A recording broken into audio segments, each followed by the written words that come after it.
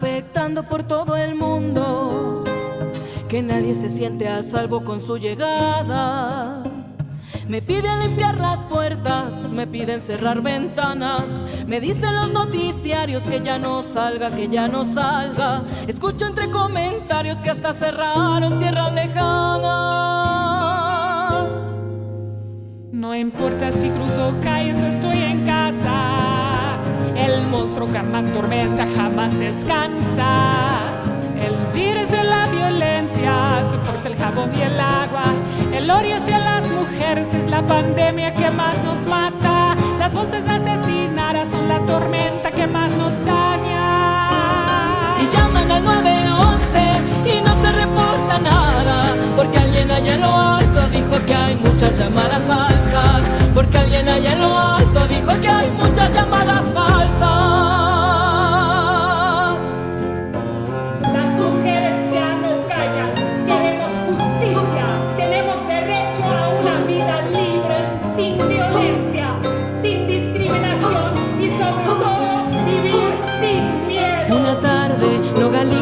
Bajo un techo en ciudad fronteriza, a otra niña le arrancaron su sonrisa, su voz, su rutina. Ahora es otra asesinada durante esta pandemia mundial.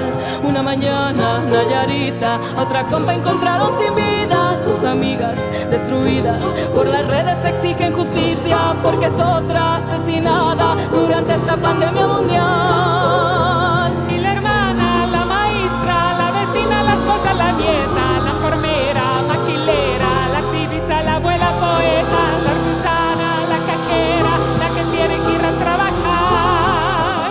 Y la prima periodista, la soldada, la amiga, la artista, la de abajo, la de arriba, la estudiante borrada, la lista, la que teme por su vida, la que no supo cómo marcar.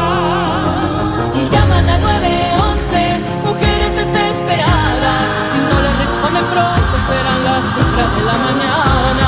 Si no les creen cuando llaman serán las nuevas asesinadas.